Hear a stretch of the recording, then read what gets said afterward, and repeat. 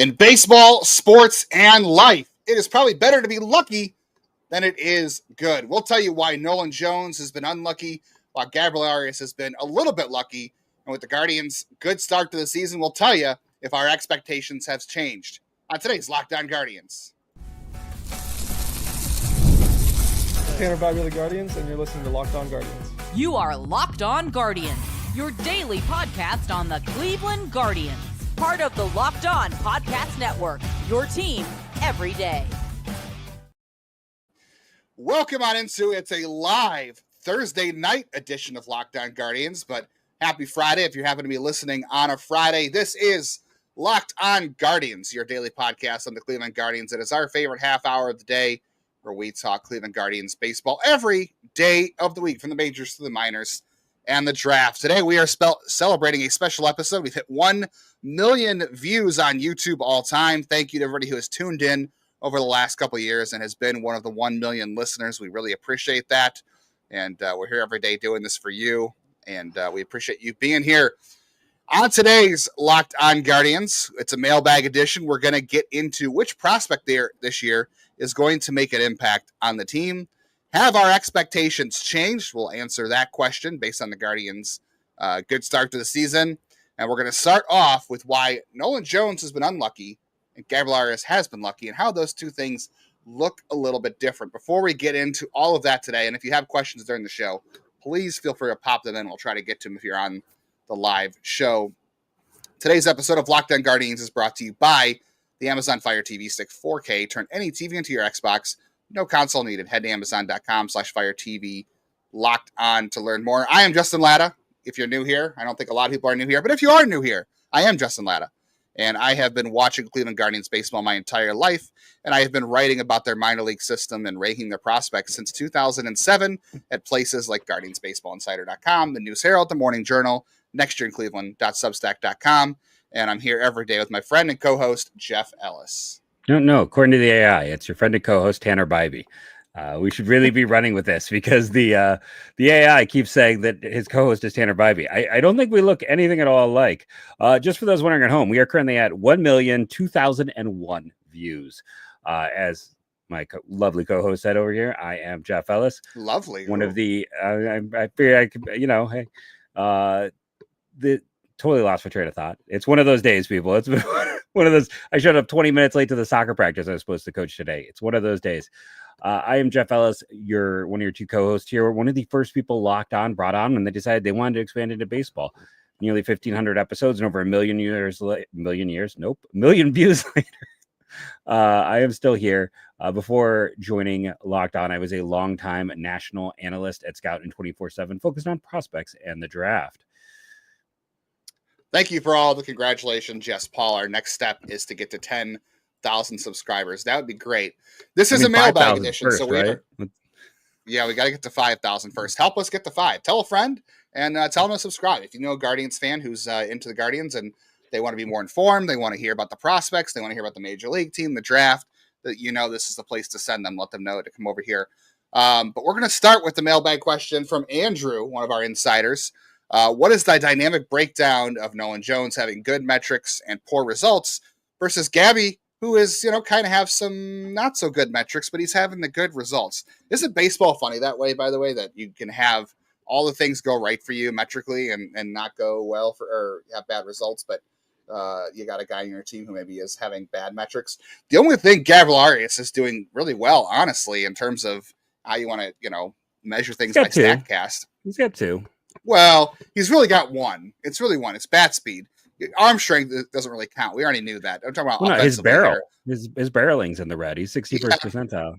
He is getting the barrel on the ball, which is good. Yeah, we were kind of looking at this the other day. We were talking about Arias' splits, and we've talked a lot about Arias being a guy who has power at the opposite field. Like that's his natural power. Like if you remember Roberto Perez, when he had home runs, they were all going the opposite field. Now some of that might have been the silly fun ball from 2019. That's not there anymore. But Arias is actually pulling the ball in the air more this year than he ever has. It's still not a good rate by other hitters who do it, but he's doing it more this year. He's pulling the ball more than he ever has. So to me, that's a good thing. I'm always cautious about that change because I thought maybe his success would be from learning that his power was the opposite way, but he's been pulling the ball a lot more lately. But he's hitting the ball hard. When you pull the ball and hit it hard, good things happen. He is running kind of a high BABIP, so that's going to carry things a little bit. As for Jones, I mean, the Savant page is all red. The only thing he stinks at is making contact. That's literally the only problem he's having on anything. He's not squaring the ball up either. Jeff, you talked about it. He's so many pop-ups. Too many pop-ups. Yeah, he's popping it up, but he's hitting the ball hard. When he does make contact, he does hit the ball hard. I mean, he's 90th percentile in exit velocity. He's hitting the ball as hard as anybody, like, Juan Soto and Pete Alonso, like all those guys who are having good seasons. He is right there with him in terms of exit velocity, and it's all about the right angles. Like it's the right launch angle. Like Gabriel Arias, it actually has a poor launch angle. Nolan Jones actually has a good one, but that's because it's too high. It's too high. It doesn't matter. It's gone. Yeah. I think the big takeaway here is, first off, like it's not the end all be all, but Stephen Kwan doesn't have it. Steve, he and I are good friends, but it's bat speed. What do Gabby and Nolan both have? And it's elite bat speed. And when you have that type of bat speed, it's just natural. You're going to hit the ball harder. There's better outcomes.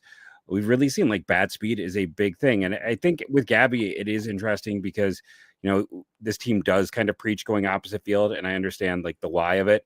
The other kind of like interesting thing is if you look at his data from last year to this year, if you're looking for like what has changed, he's killing fastballs this year. A year ago, he was terrible against them. Now, I will say going over this type of data year to year, it's not super consistent outside of some guys. Just there's pitches they never hit, but does seem to be some years where guys hit things better than not. But the crazy thing on fastballs is his hard hit is 63%. Like he is just murdering fastballs, and it's going to be interesting when the league adjusts and stops giving it to him because everything else not so great. But even like cutters, he's hitting well. So sliders, even he's got a positive run value on sliders. Someone said that. He's controlling the strike zone more, and I do believe that to an extent. But the problem is his chase percentage is still about as high as it was a year ago. It's 40% last year. This year it's 38%. So he's actually still chasing quite a bit. I think he's making more chase contact. Really, is what I would say.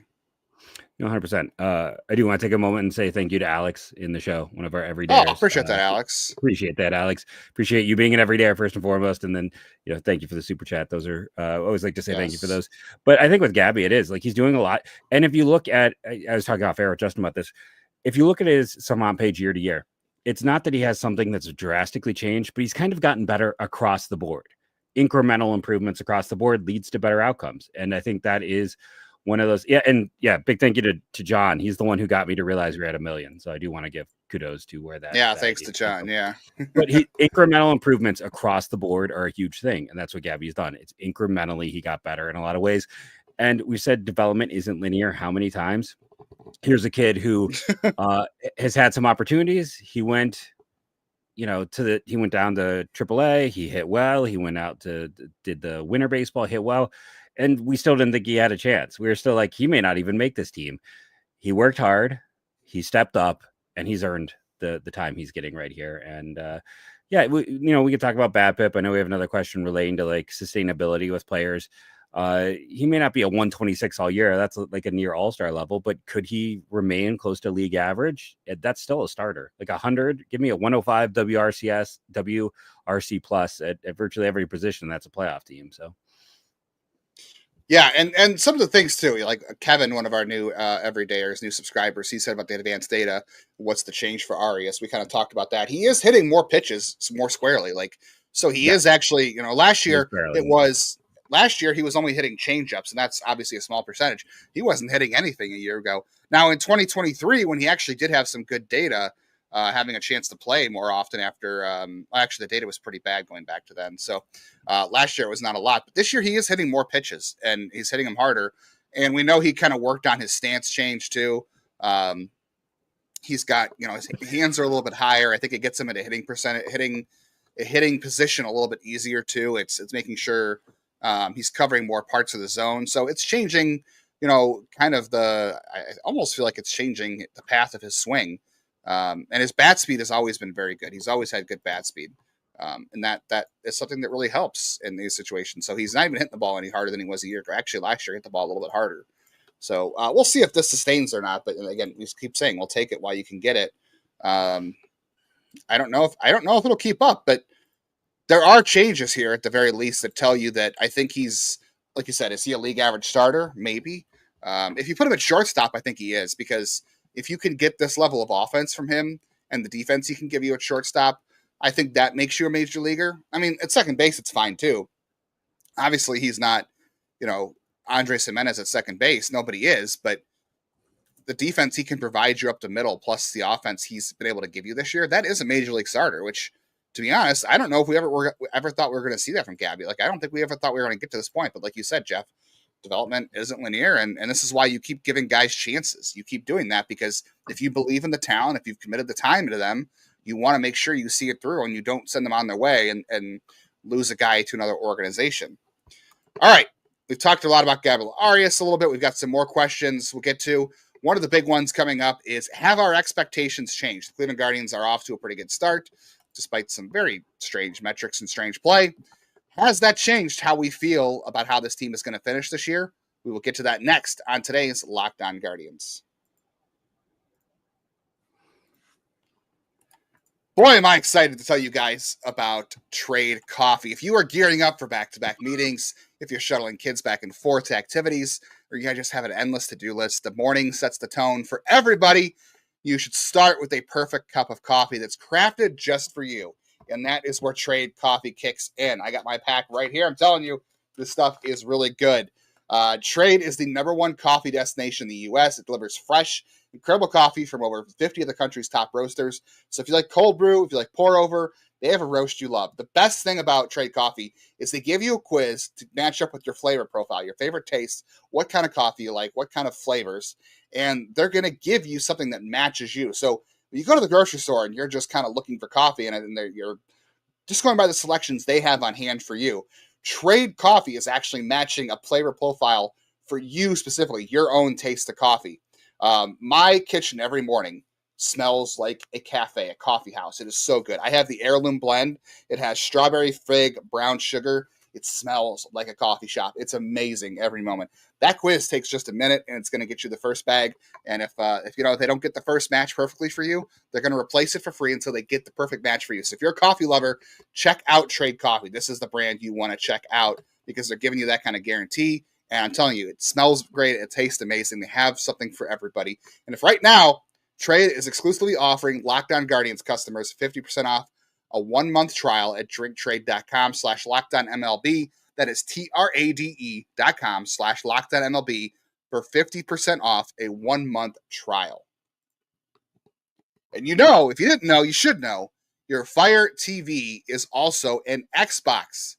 Turn any TV into a gaming entertainment hub with 4K Fire TV stick devices. No consoles required for this. So if you just grab your paired controller, you subscribe, you sign into your Xbox Game Pass Ultimate with EA, you're ready to play. So you can dive into premium titles like EA College Sports Football. I know I played that a ton last year. They've also got Call of Duty, Avowed. So as easily as you can stream any TV show, you can also play games all on your Fire TV. If you're traveling somewhere on vacation, or you got to travel for work and you want to take your games with you, take your Fire TV Stick 4K, take your controller, and you can play your video games. You can use it as an entertainment hub on the road. You can just pack all that and have it one. You don't got to pack separately, and it's a very easy fit in all of your luggage, no matter where you go. So if you're a hardcore gamer, you can enjoy it. If you just want to use it for TV, you can do it that way too. You have a little bit of both there. It's perfect for traveling. So head to Amazon.com, Fire TV Locked On to get started. Xbox Games Pass Ultimate subscription is compatible with controller required. Available on select devices, including Fire TV Stick 4K 2nd Gen, Fire TV Stick 4K Max, 1st and 2nd Gen, and Fire TV Cube 3rd Gen. All right, we're back on a mailbag edition of Locked On Guardians with celebrating our 1 million views on YouTube with all of our fans. We're here live on Thursday night, so appreciate everybody who's tuned in. We've got Anthony. We've got G-Wiz who's getting in on this. Really appreciate that. You guys are over the top as far as listeners go. Scott's on here. Paul, Lawrence Charles, not Dolan, is on here. Yeah. This is a sweet one. Someone who's been with us since before and after COVID. Wow. So that's always nice. Well, that was a long time before I came on. Yeah, that's before I was even on board. 100%. Yeah, it's that's what's the fun of it. I think we've gotten to know people through the years by doing it. Like I said, 1,500 episodes. It's a big commitment. I'm not gonna lie, but it's the connections that are nice, and it's we've definitely, to pat myself on the back, we've carved out our own little niche in Cleveland media, and that's not necessarily an easy thing to do. So thank you to everyone who's helped us reach that level. Not possible and without you guys. Yeah, definitely not so possible without all of our listeners. All right, let's get back into questions here, and I'll pop up some as the show goes on here. But we've got a little bit more. A question we had Anthony who asked us who has the fastest sprint speed. I need to look this one up. I don't actually know who has the fastest sprint speed. I would think it's on Hell. I would think. You think it's on Hell? We're gonna org, at least in the majors. I think it's. I would think on Hell is probably the fastest guy. This is where I wish, Baseball Savant is definitely not a comparison tool. Like it's a data tool, but it doesn't give you that. Like I can't just sit there and be like, okay, who are the Cleveland Guardians as a team fastest one? Yeah. I could tell you actually, it is not Angel Martinez. It is Lane Thomas, 29.2. Jose is second at 28.6. Usually a guy who doesn't have good sprint speeds. Angel Martinez actually sixth at 27.3. John Kensey Noel is one ahead of him. Nolan Jones is ahead of him. Anthony's Daniel saying Schneeman is ahead of him. Meant anywhere in the org. So who's the fastest guy in the minors, do we think? It's in interesting. the org. Because we are long from the days of Mejia and Todd Isaacs, and I don't know if they have anyone who's I would put a 70 on. It's like they really haven't gone for high speed. Tommy Hawk, Jason Churio, those are probably the guys. Yeah, I feel like those guys are all 60, 65. But I mean, Bazzano's up there. Oh, we missed the Cats too. Yeah, Cats. We've had we've had if you go back long enough, we've had 2 Cats that have passed away since we started the show, and 3 others who will randomly appear at any point in time. So just know, could be still there. All right, this is the one I wanted to get to though. This is from Michael. He wants to know the updates here to the Guardians record. So before the season started, we asked a lot of our everydayers, we asked a lot of our insiders what their Guardians record was before the season, the playoffs, no playoffs, if Jose will get 40-40, how many Shane Bieber starts will we get, and who makes the all-star team for the Guardians, and obviously playoffs, all that kind of stuff. So obviously, I think based on where we're at now, unless Jose goes on an absolute heater, I think 40-40 is off the table. I said yes, but I think that was no. more I said more wishful thinking, so I think that's off the table now. As far as the record goes, I'm going to continue to believe the Guardians are going to get better starting pitching from Bybee. Luis Ortiz, I think, is going to improve. Bieber is going to come back. I feel confident about those guys. I don't feel as confident in Gavin Williams because I just haven't seen the consistency yet. It's early enough, but I thought we'd see some more by now. So my record is going to change a little bit. I think I said 85 wins before the season. I'll say 90 now. I do think they'll make the playoffs for sure. I don't think they can catch the Tigers. I did have them finishing behind the Twins. I'm changing that to the Tigers for sure. That was a mistake. I still said, 12 Shane Bieber starts. I'm going to stick by that because I think Shane Bieber is coming back sooner than you think. And as far as all-stars go, right now, I said Quan, Lane Thomas, Clase, and Bybee and Jose. And I think right now it's going to be Quan. And is anybody else an all-star level right now besides Quan? Cade Smith? No, Cade Smith hasn't. I know. Let's be honest. It's Quan. I think I said Quan, and I said Jose, and I said Clase, and I think I said Gavin Williams. I think Gavin Williams is my biggest swing and miss. I definitely went overboard because all the people I trust also thought he was great. So that's definitely a miss. And then I also had him second to the Tigers. But other than that, I feel pretty good. But Gavin is the biggest disappointment for me right now. It is, yeah. I definitely feel like the Tigers are legit. I was a little bit unsure of how they would feel things out this year and try to repeat what they did at the end of last season. But they look legit, and I don't think they played their best baseball either. Riley Green has struggled. Jack Flaherty has struggled. They're going to get better. Spencer Torkelson to be a potential all-star after, again, development isn't linear. That's a great example. Yeah, you just never know. Yeah, they weren't even planning to start him this year. They talked about trading him. So Scott Hauser said he thinks Watson is the fastest in the system. I could believe that. I could believe Gil Watson. He is a very fast player. I could see him having some of the best speed in this organization for sure. I mean, Bazzana's up there too. Bazzana's not slow. It's probably people are getting very excited about Bazzana in the comments right now. We might have to address today's game. Yeah, he did actually have a good game, so that's really good. It's encouraging to see because we've been waiting for one of those for a while. Here's a good question before we go to break from CJ. Who's our favorite player to interact with throughout the years for the Guardians? Who's your favorite player to interact with here? This is one of those. There's been so many good ones. I could say the worst one was Michael Brantley. He just he wasn't rude or anything. He was just really hard guy. When you're in, most of mine were in AA, and I know this is a non-conventional one, but like whenever you speak to major league players, a lot of times they just want nothing to do with you, and they don't want to do the interview. And Nick Swisher was maybe the nicest pro player I ever interviewed in the minors. And I know people got very tired of like the Brohio and his whole thing. And maybe it was a whole big shtick, but he kept it going in the minors, and he was very kind with his time, and he was very grateful, and he shook everyone's hand, and he didn't need to do any of that. And, I remember breaking the Daniel Murphy trade to him, or David Murphy. I'm sorry, I get my Murphys confused. Oh yeah. And him being like, "Oh, that's sad. What did we get?" And he thought they were going to get something big. So I don't know. He was just a really kind guy. Shane Bieber was a great interview. I always remember him down there, like asking if he could stop an interview to go say hi to his host family who was visiting. Like just a nice human being. There's Thomas Pannone was a really cerebral pitcher. That was another. Those are probably like three of the standout guys for me. I have the worst one was Brett Myers for sure. That was my nightmare interview. I tried to give Brett Myers the time of day in 2013. He had like two good starts. It wasn't Craig Albernez. Craig Albernez was not a good interview for me. Yeah, when Craig Albernez was the manager of the Bowling Green Hot Rods, I got chewed out for trying to interview Brendan McKay without permission. Apparently, I didn't know I didn't have permission. But I tried to give Brett Myers the time of day in 2013 when he was paired up with Yan Gomes, and Yan Gomes, or his ERA was lower with Yan Gomes catching. And I tried to be nice and give him like a little love from that stat, and he didn't want anything to do with me. He said an interview, and then he just left me hanging, and then got mad that I hung around. But the best ones for sure. Bieber was fantastic. Josh Tomlin was fantastic. Josh Tomlin, I mean, he was stunned that anybody wanted to interview him. He was rehabbing in Lake County from Tommy John, and he was stunned that anybody wanted to talk to him. So that was really cool. Just a very humble guy. Grady Sizemore, I'll always shout out to. Grady Sizemore in the minors, when he was rehabbing at the end of his Indians career, he was doing a fantasy football draft, and he took the time out of his draft to do an interview with me, and that was really cool. Tyler Holt was an awesome one too. Tyler Holt was a guy who shout out to Tyler Holt. He wrecked my phone in 2010 during the captain's championship celebration. He came over with his champagne and sprayed the media, all of us, and my phone completely bricked on that. So that was cool.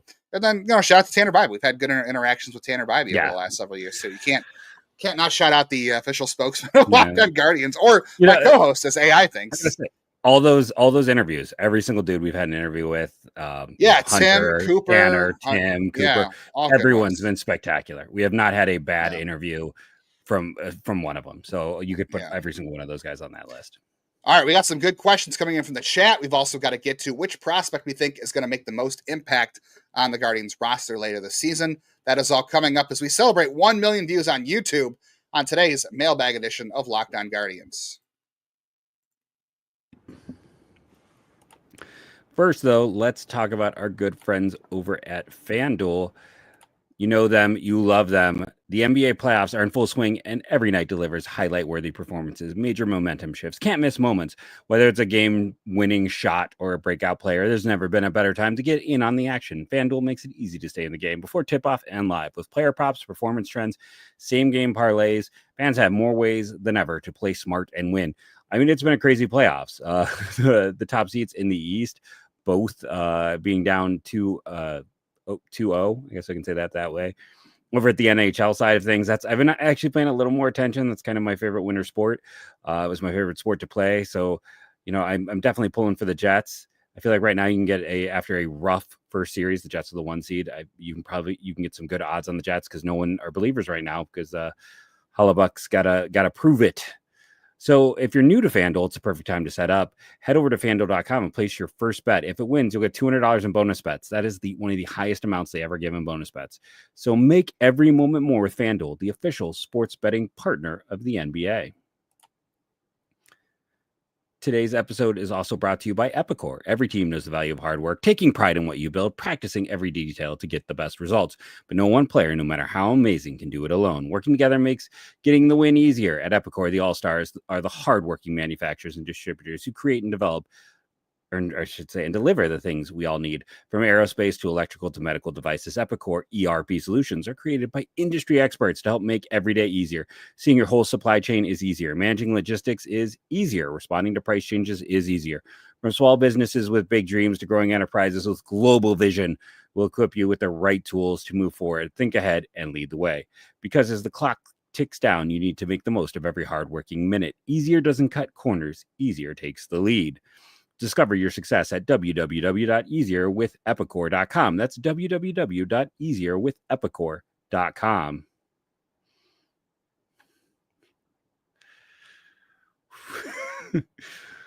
On this one, you're the muted one. You're the muted one.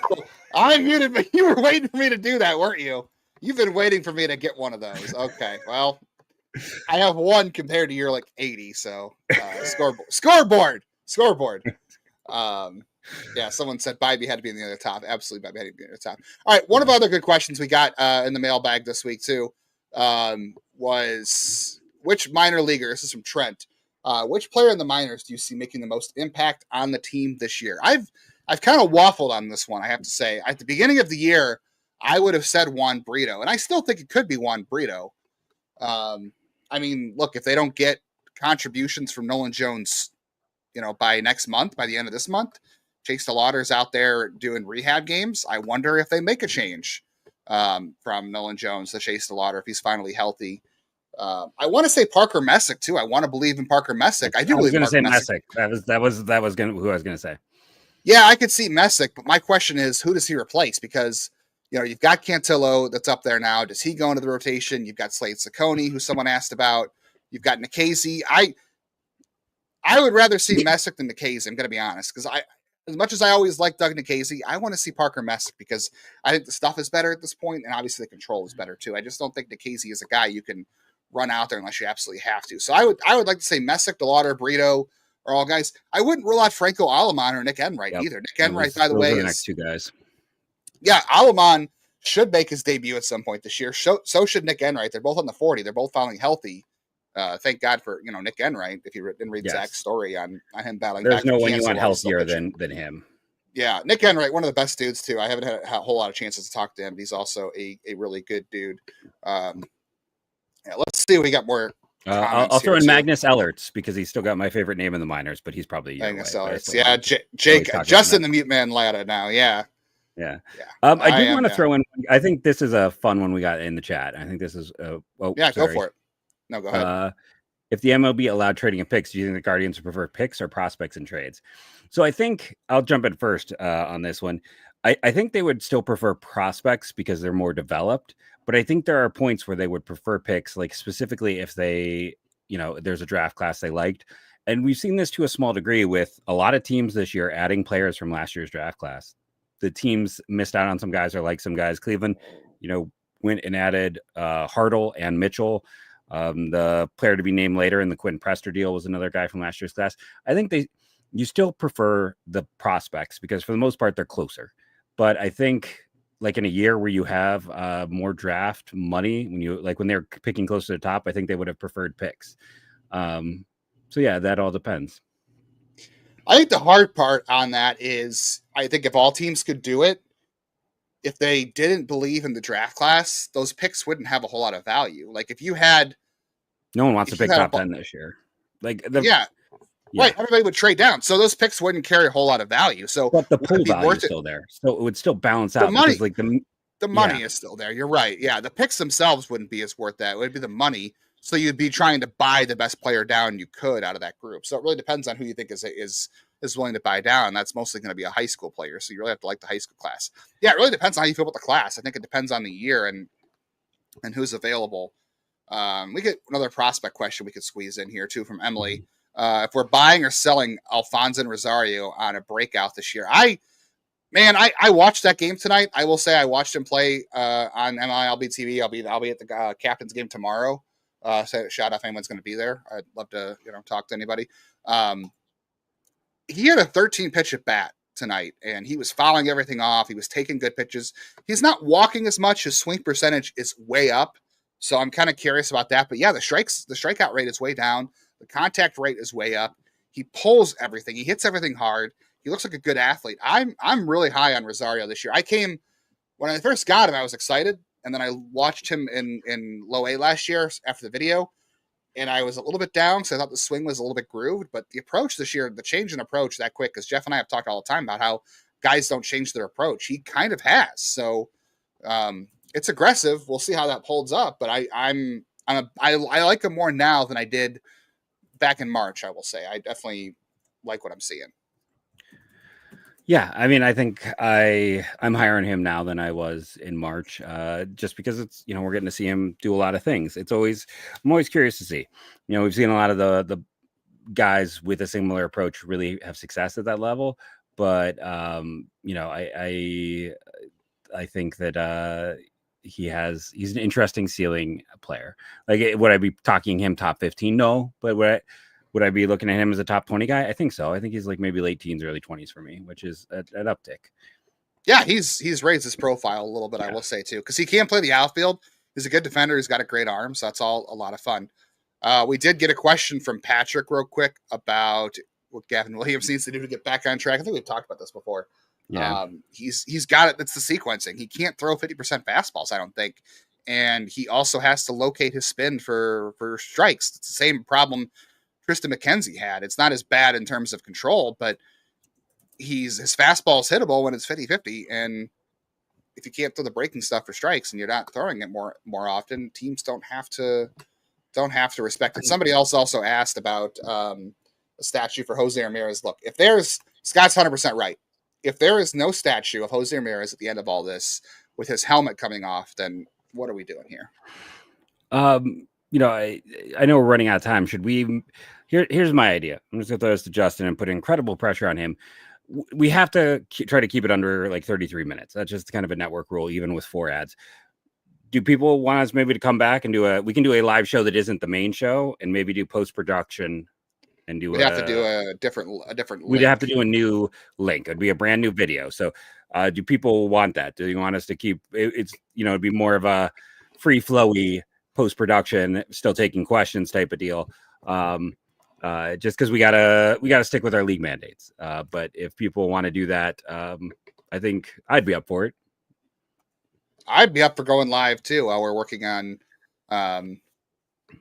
Bob, we'll do we got a couple people who want to do a live one, so we'll finish up the Friday episode, the normal episode of Locked On Guardians, and we will give out a new link for a live episode or just a live bonus Locked On Guardians on Thursday night, so people have more to do while we're producing this show. So, all right, thanks for tuning in. Thanks for 1 million views on YouTube. Thank you all for tuning in, and look for that link if you want to join us for the bonus edition of Locked On Guardians on Thursday night. Thank you all for tuning in, and go Guardians, go.